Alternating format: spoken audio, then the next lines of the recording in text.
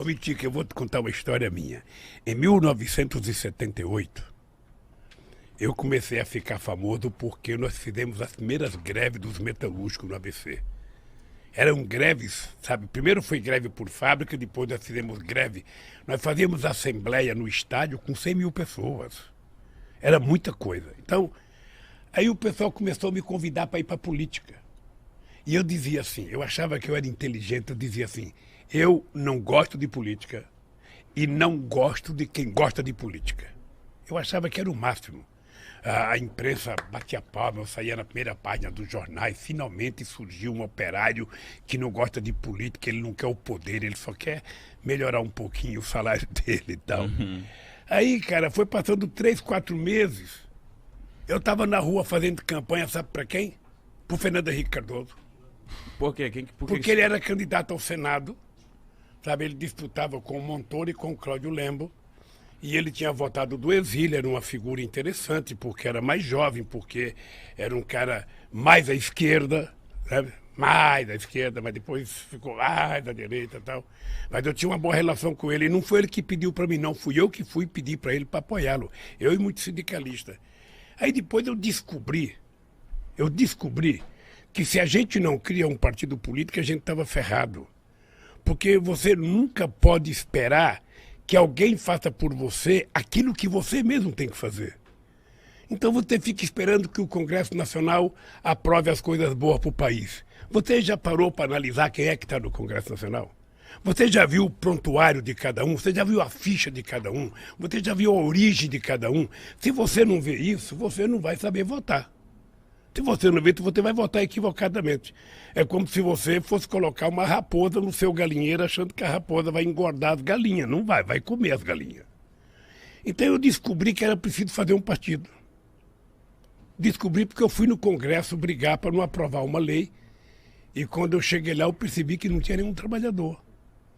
Aí então eu comecei a fazer política, sabe? Eu fui gostando da política, fui gostando, e eu achei que era o caminho. Se você está descontente com alguma coisa, é através da política que você vai mudar. Sabe? Então você tem que participar, você tem que saber como participar. Sabe? E quando eu digo isso, ô Mitica, eu digo o seguinte, veja, eu não acho que um artista, eu não acho que um cara tem que dizer eu voto em fulano, eu voto... Não tem que dizer nada, ele tem que ser profissional, fazer o programa dele, dizer o que ele vai entender. Ele é político na hora que ele vai votar, a não ser que ele queira assumir publicamente a tarefa. E eu então fui. E depois, você pensa que eu imaginei ser candidato a vereador uma vez? Nunca me passou pela cabeça. Mas quem te incentivou de você virar um candidato a vereador? Veja, eu não fui vereador. Eu fui candidato a deputado a governador de São Paulo em 82. Eu, Franco Montoro, Reinaldo de Barros, Cláudio, Jânio Quadros. Era assim, eu fui candidato, eu pensei que eu ia ganhar as eleições. Cara, eu estava famoso por causa das greves. Eu estava famoso. Eu ia para o interior de São Paulo, era gente na rua aqui. As pessoas não imaginavam como é que eu juntava tanta gente na rua. Eu dava autógrafo. Tinha um livro que foi lançado meu chamado Lula, Entrevistas e Discursos. Eu descia do palanque, lá tinha que dar autógrafo, sabe? Eu pensei que eu ia ganhar as eleições. Puta merda, só tive 10% dos votos. Fiquei em quarto lugar. Perdi até do Jânio Quadros. Mas de primeira? Mas eu achei que eu ia Tava ganhar. convicto. O comício do encerramento da campanha no Pacaembu. Você não tem noção da quantidade de gente. Que ano que era, Lula? 1982. Você não tinha nem nascido, cara. Não. Até eu tinha nem nascido. Não tava. Aí eu fui lá. E aquela multidão de gente, sabe? Falou, Eu já falava, era meu. Porra, vou ganhar as eleições. Já me via como governador. Sabe? Aí fiquei em quarto lugar. Uma frustração. Você não tem noção da frustração. Eu até pensei em parar. Aí quando foi em 85, eu fui para Cuba. Eu conheci o Fidel. Aí fui lá visitar o Gente Fidel. boa? Hein? Gente boa? Gente boa. Aí começamos a conversar sobre política. Aí eu falei, Fidel, eu estou pensando em parar porque eu pensei que eu ia ganhar, não ganhei, eu só tive, sabe, 10% do voto. Ele falou, quanto que é 10% do voto? Eu falei, 1 milhão. 1.254.000 votos. Ele falou assim para mim: ô Lula, não existe na história da humanidade nenhum operário metalúrgico que já teve 1.254.000 votos, cara. Você teve uma puta de uma votação, para com esse negócio de que você foi derrotado. Não tem. Aí eu falei, pô, sou bom. O Fidel falou, então...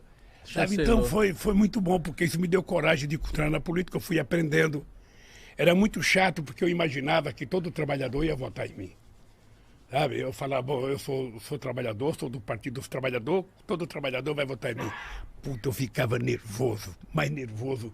Eu ia fazer comício nas estradas, chegava, sabe, nos corta. A classe média, sabe, apoiava a gente, batia palma, sabe, nas universidades, todo mundo. Mas quando eu passava nos caras que estavam colhendo algodão, cortando cana, aí eu ia fazer passeata aqui em São Paulo, no centro de São Paulo. Aí quando tinha um trabalhador trabalhando numa construção na Casa Civil, todo mundo, Lula, Lula, um trabalhador, trabalhador. Aí já mandava, eu levantava a mão, cara. Mas por que você acha que você não era popular com os trabalhadores nessa época? Não, é porque é o seguinte, o povo não tinha o hábito de fazer política. Política era uma coisa estranha.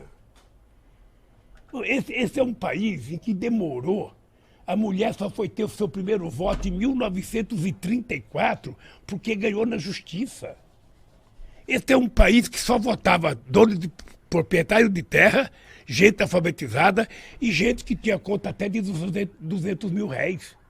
Pobre, analfabeto e peão de fábrica, jamais votava.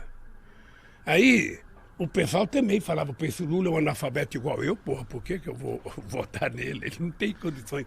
Aí eu descobri que leva tempo, viu, Gão? Leva tempo de você convencer as pessoas das coisas. Aí é um trabalho de muito debate, de muita discussão. Quando eu passo num lugar que eu vejo um cara ser contra a política, eu não acho ruim. Eu fico só imaginando que informação que ele recebe todo santo dia. Porque eu tenho uma coisa que eu falo para a juventude o seguinte, olha, ô Igão, você pode não gostar de política. Tá? Você pode dizer, eu não gosto de política, política é tudo ladrão, Lula é ladrão, sabe, Haddad é ladrão, Fernando Henrique Cardoso é ladrão, Bolsonaro é ladrão, Dória é ladrão. Você pode dizer tudo o que você quiser. Mas mesmo você pensando assim, você pensa o melhor para o seu país, você pensa o melhor para o seu povo, você pensa o melhor para você. Então, se você acha que todo mundo não presta, você tem que decidir escolher um cara que presta. E esse cara que presta não é os outros, é você, cara. Então, coloca o político que você tem dentro de você para fora e seja você o político decente, sabe, porreta, sabe, que você quer. Não tem outro jeito. Você não pode querer que eu seja a pessoa que você quer que eu seja. Não, eu sou eu. Agora, se você quer um cara top, aí é você, Mitico, é você, Igão. É assim que se faz as coisas. A política no Brasil não dá certo porque as pessoas não têm compromissos ideológicos. As pessoas são eleitas porque são eleitas.